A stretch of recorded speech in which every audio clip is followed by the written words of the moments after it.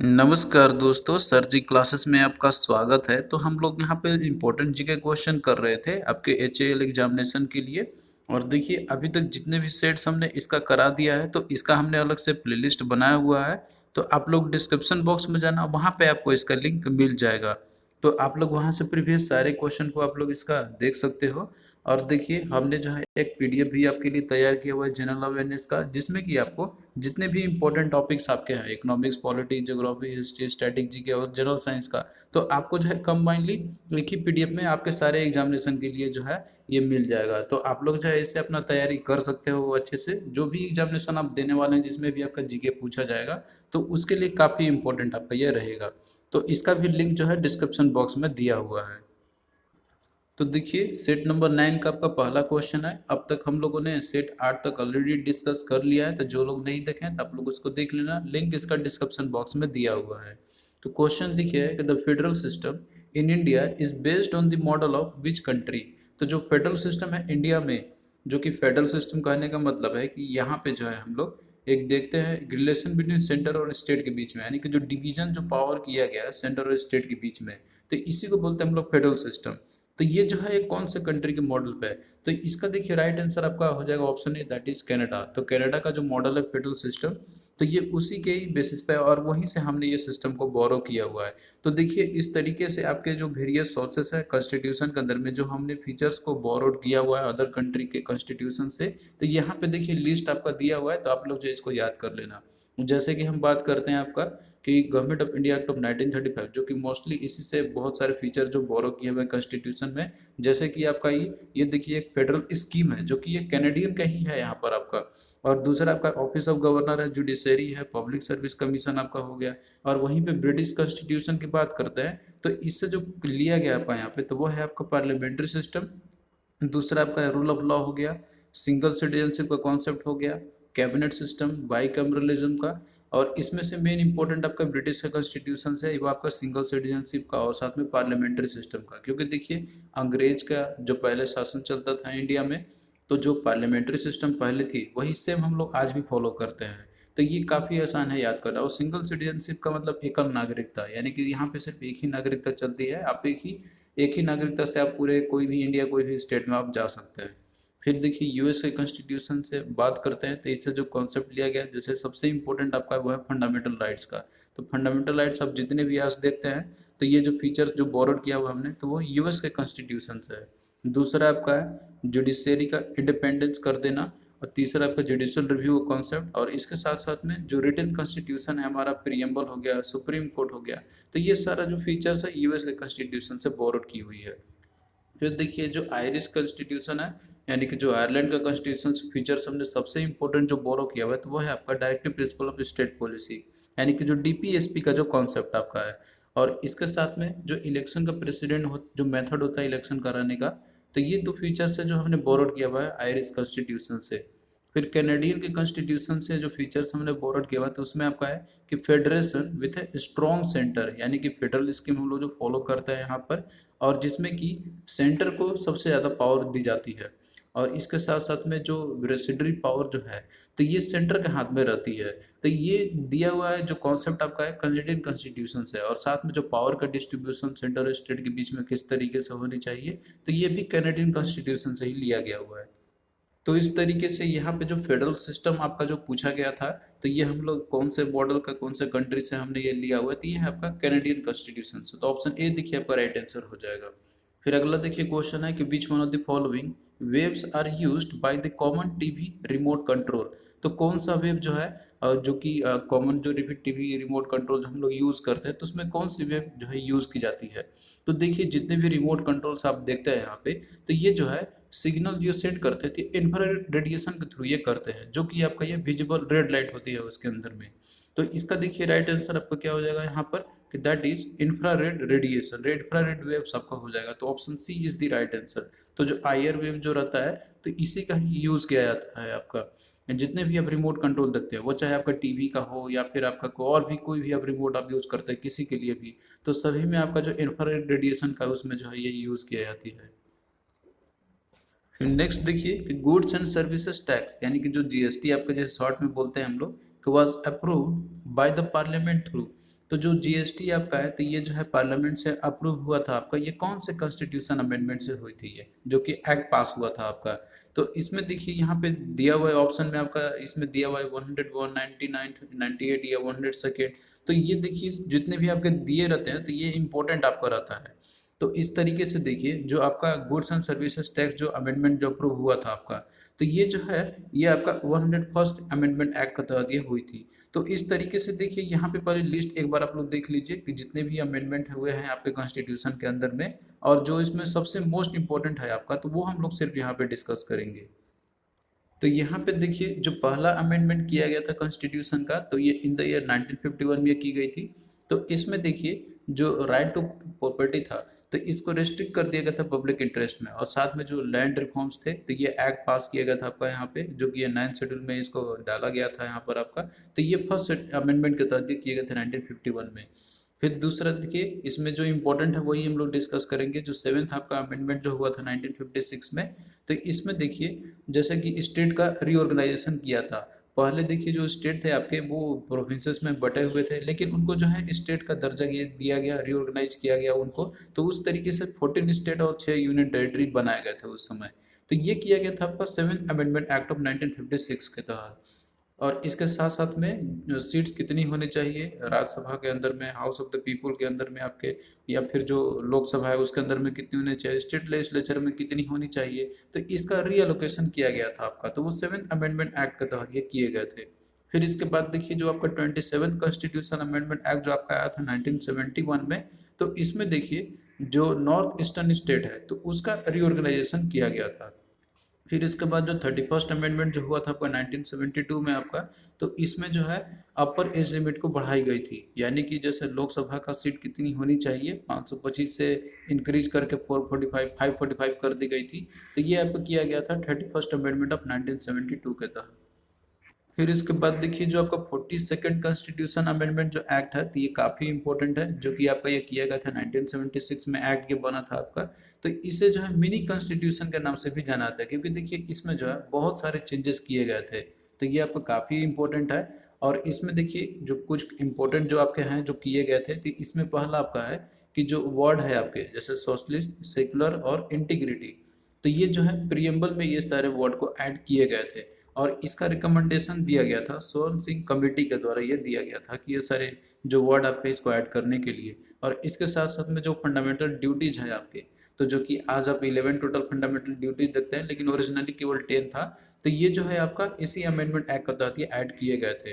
तो ये इंपॉर्टेंट है, इन दोनों को तो आप लोग याद कर ही लेना है यहाँ पे। इसके साथ साथ में और भी बहुत सारे किए गए थे आपका, कि जैसे कि जो जुडिशियल रिव्यू का जो पावर है उसको कर्टेल कर दिया गया था। और इसके साथ साथ में जो है जो जुरिडिक्शन जो होती है सुप्रीम कोर्ट का और हाई कोर्ट का, तो इसको भी जो है कर्टेल कर दी गई थी। और इसके साथ साथ में इमरजेंसी प्रोविजंस के रिगार्डिंग भी कुछ इसमें जो है चेंजेस किए गए थे आपके यहाँ पे। तो ये सारे जो इंपॉर्टेंट है आपके यहाँ पे दिया हुआ है, तो आप लोग जो है पीडीएफ से भी इसको देख सकते हो, वहाँ पे आपको पूरा कंप्लीट मिल जाएगा।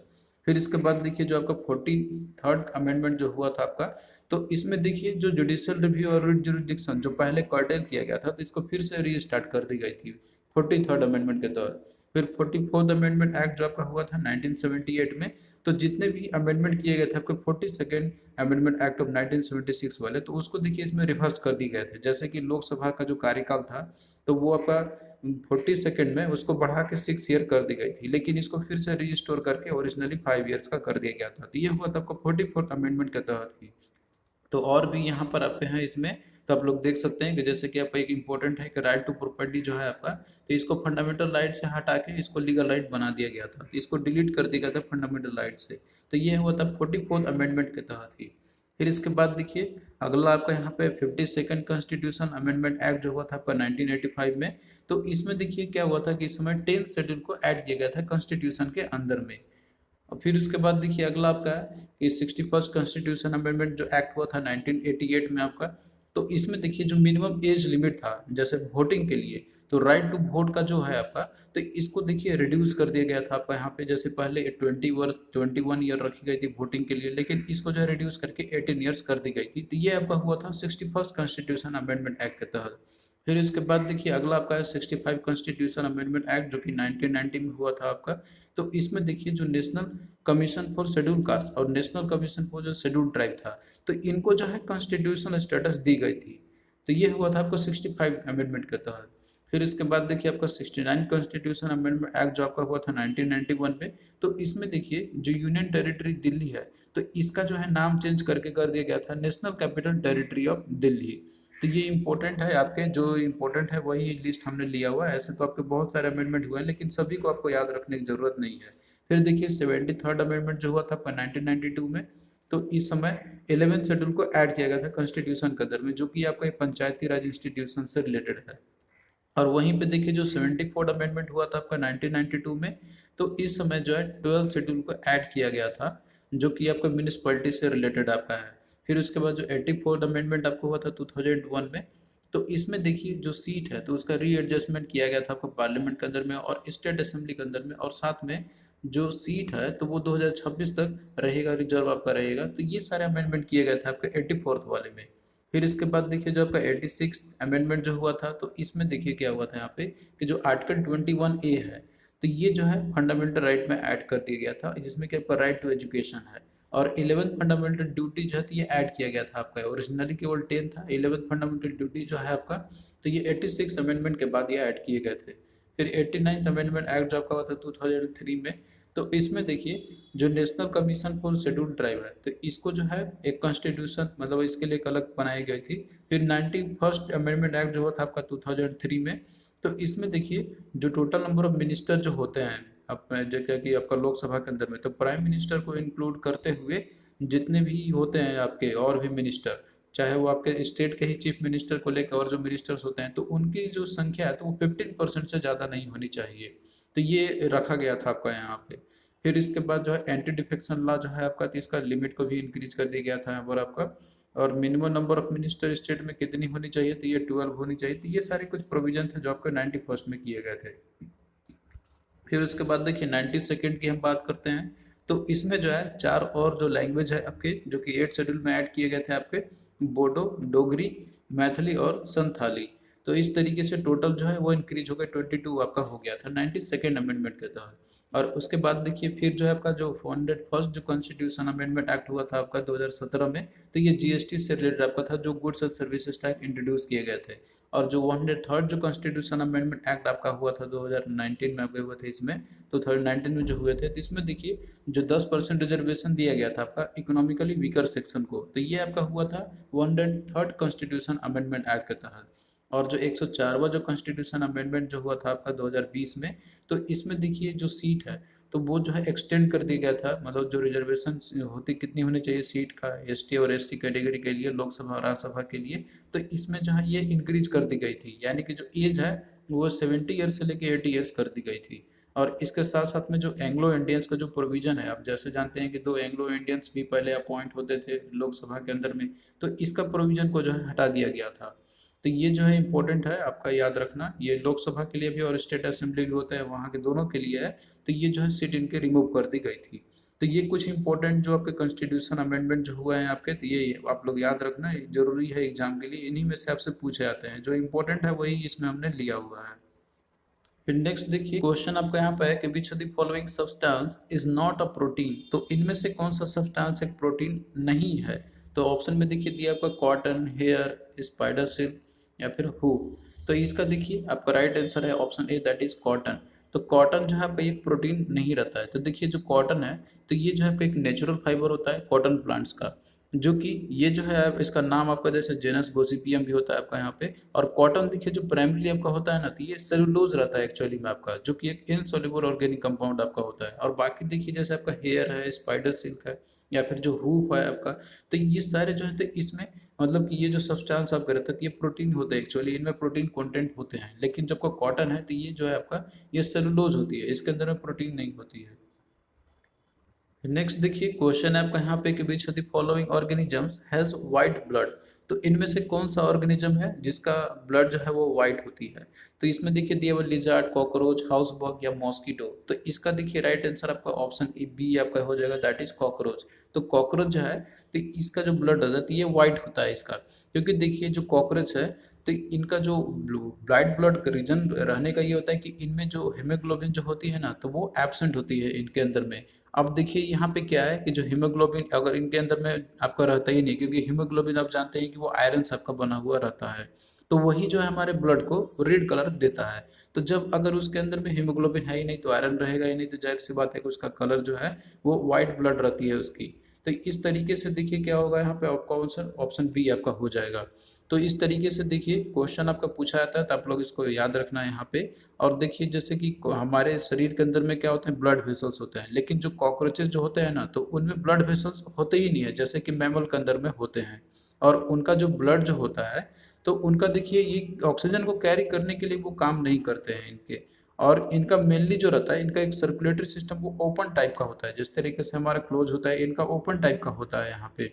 और जो बॉडी कैविटी होती है इनकी, तो वो जो है आपका, इनका हिम्बोलिम से ये जो है पूरा फूल रहती है। और ये इंपॉर्टेंट है आपका एग्जाम पॉइंट ऑफ व्यू से, ये बहुत बार एग्जाम में भी पूछा जाता है आपका हमेशा एग्जाम में, कि कौन सा ऑर्गेनिज्म है कि जिसका वाइट ब्लड होता है, तो वो है आपका कॉकरोच। और ये क्यों होता है, क्योंकि उसमें हीमोग्लोबिन नहीं होती है। और हीमोग्लोबिन नहीं है तो जाहिर सी बात है कि आयरन कंटेंट आप जानते हैं कि हीमोग्लोबिन में रहता है, उसी के चलते रेड कलर होती है। फिर अगला देखिए क्वेश्चन है कि exercise Shakti is organize between which of the following countries. तो जो शक्ति एक्सरसाइज है, तो कौन से कंट्री के बीच में ऑर्गेनाइज की जाती है। तो देखिए जो एक्सरसाइज शक्ति है, तो इंडिया और फ्रांस के बीच में ऑर्गेनाइज की जाती है। तो राइट आंसर ऑप्शन बी आपका यहाँ पे हो जाएगा इसका।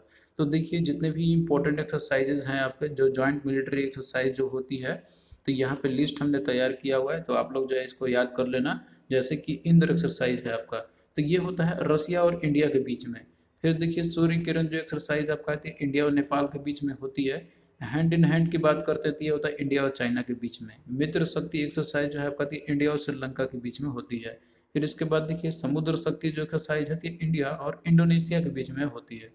फिर उसके बाद शक्ति एक्सरसाइज जो है इंडिया और फ्रांस के बीच में है आपका। और इको वेरिन जो एक्सरसाइज आपका इंडिया और मालदीव्स के बीच में है।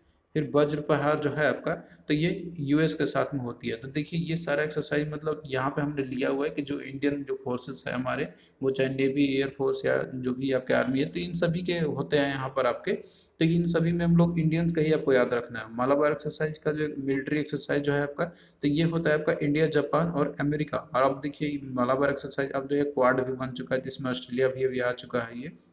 फिर मैत्री एक्सरसाइज जो है आपका, तो इंडिया और थाईलैंड के बीच में होती है। युद्धाभ्यास जो है आपका, तो इंडिया यूएस के बीच में होता है आपका। और वरुण एक्सरसाइज होती है इंडिया और फ्रांस के बीच में होती है। तो ये सारा लिस्ट जो है आप लोग याद कर लेना इसको अच्छे से। फिर नेक्स्ट देखिए क्वेश्चन आपका यहाँ पे कि which among the following is the method to estimate the poverty line in India. तो इनमें से कौन सा एक मेथड है जिसका हम लोग यूज करते हैं पॉवर्टी लाइन को मेजर करने के लिए, एस्टिमेट करने के लिए इंडिया के अंदर में। तो इसमें देखिए दिया हुआ investment method, capital method, human method या फिर इनकम मेथड। तो देखिए जो पॉवर्टी लाइन को मेजर करने के लिए जो मेथड यूज किया था इंडिया की बात करते हैं, तो वो है आपका on the based of income method. तो इसका देखिए राइट आंसर आपका ऑप्शन डी यहाँ पर आपका ये हो जाएगा। तो जो कॉमन मेथड है जो एस्टिमेट किया था पॉवर्टी को मेजर करने के लिए, तो वो इनकम है आपका। और दूसरा रहता है यहाँ पे कंजप्शन लेवल पे भी हम लोग देखते हैं यहाँ पे कि कंजप्शन कोई कितना करता है। अब अगर मान लीजिए कि किसी भी पर्सन का इनकम जो है और या फिर जो कंजप्शन है, तो वो अगर फॉल कर जाता है, अपना जो उसका रहता है कि एक मिनिमम जो लेवल होती है, तो इससे हमें पता चलता है कि जो वो हाउस होल्ड है वो क्या है, वो बिलो पॉवर्टी लाइन के अंदर में वो है।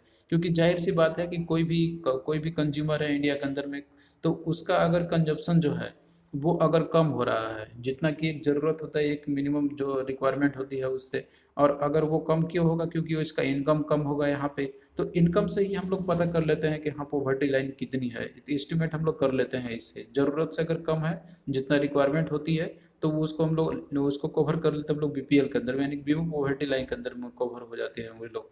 तो इस तरीके से हम लोग इसी के थ्रू हम लोग एस्टिमेट कर सकते हैं। तो ये इसका देखिए राइट आंसर ऑप्शन डी होगा। और बाकी देखिए जैसे इन्वेस्टमेंट मेथड, अगर किसी का कोई इन्वेस्टमेंट है, उसका हम लोग पॉवर्टी लाइन को मेजर नहीं कर सकते हैं। और कैपिटल मेथड है जिससे भी नहीं किया जा सकता, ह्यूमन मेथड से भी नहीं किया जा सकता है। तो मेनली जो है आपका तो इनकम और जो कंजप्शन जो मेथड होती है, तो उसी के बेसिस पे हम लोग अंदाजा लगा सकते हैं कि हाँ वो जो है पॉवर्टी लाइन के अंदर में है कि नहीं है।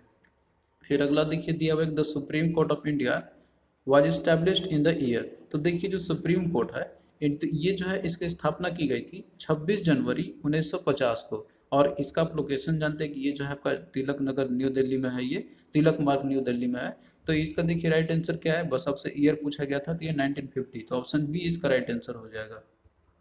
फिर नेक्स्ट देखिए कि who was the founder of the बचपन बचाओ आंदोलन। तो बचपन बचाओ आंदोलन के फाउंडर कौन है? तो इसका देखिए आपका राइट आंसर है कैलाश सत्यार्थी, आपका हो जाएगा option D is the right answer, जिनको इनको जो है नोबेल प्राइज भी दिया गया था पीस के लिए। तो देखिए जो आपका बचपन बचाओ आंदोलन है तो ये 1980 में स्टार्ट किया गया था, और ये जो है ये इंडिया का ये लार्जेस्ट मूवमेंट है, जैसे चिल्ड्रन को प्रोटेक्शन करने के लिए। और ये जो है गवर्नमेंट के साथ में, ये गवर्नमेंट एजेंसी के साथ में मिलकर काम करती है, और जितने भी पॉलिसी मेकर्स है, ताकि जो है इस सिस्टम को स्ट्रेंथन किया जाए। और जो भी ऐसे बच्चे जो लोग मतलब कि कहीं पे कोई भी मान लीजिए कि वो काम कर रहे हैं या फिर कोई इंडस्ट्री में काम कर रहे हैं और या तो फिर उनका सिक्योर नहीं है उनका बचपन, तो ये उनको प्रोटेक्शन करने का प्रोवाइड करते ताकि उनको जो है उसका भविष्य बेहतर बनाया जा सके। तो ये जो फाउंडर है, मतलब इसके जो फाउंडर है बचपन बचाओ आंदोलन के, तो ये है कैलाश सत्यार्थी, जो कि इन्होंने बहुत अच्छा इसमें काम भी किया था, बहुत से बच्चों को जो है इन्होंने सक्षम भी बनाया। तो इसी के लिए जो है इनको नोबेल प्राइज भी दिया गया था, साथ में मलाला यूसुफजई के साथ में। फिर नेक्स्ट देखिए कि who presides the joint sitting of both the houses of the parliament. तो देखिए जब भी ज्वाइंट सिटिंग होती है और दोनों सदन का, जब भी मान लीजिए कि अगर कभी भी दोनों हाउस ऑपरेशन नहीं, अगर उस समय ज्वाइंट सिटिंग बुलाई जाती है तो उस समय कौन प्रेसाइड करता है? तो देखिए इसका राइट आंसर आपका हो जाएगा that is speaker of the Lok Sabha. तो राइट आंसर ऑप्शन सी आपका हो जाएगा। तो देखिए जो आपका ज्वाइंट सिटिंग है तो ये बुलाने का प्रोविजन होता है प्रेसिडेंट के पास, लेकिन ज्वाइंट सिटिंग हो रही है तो उसके जो चेयरमैन जो होते हैं, यानी कि जो प्रेसाइड जो करते हैं, तो वो है स्पीकर लोकसभा के जो होते हैं, तो वो इसको देख मतलब वो जो है प्रेसाइड्स करते हैं। तो इसका ऑप्शन सी आपका राइट आंसर हो जाएगा यहाँ पे। तो थैंक यू दोस्तों, आपको कैसा लगा ये लेक्चर आप लोग कमेंट करके ज़रूर बताना। और आपका जो है इसी तरीके से क्लास चलता ही रहेगा आपका आगे भी, तो आप लोग जो है तैयारी करते रहो। और बाकी जो सेट्स आपके ऑलरेडी हो चुके हैं तो आप लोग उसको भी देख सकते हो, लिंक डिस्क्रिप्शन बॉक्स में दिया हुआ है प्लेलिस्ट का।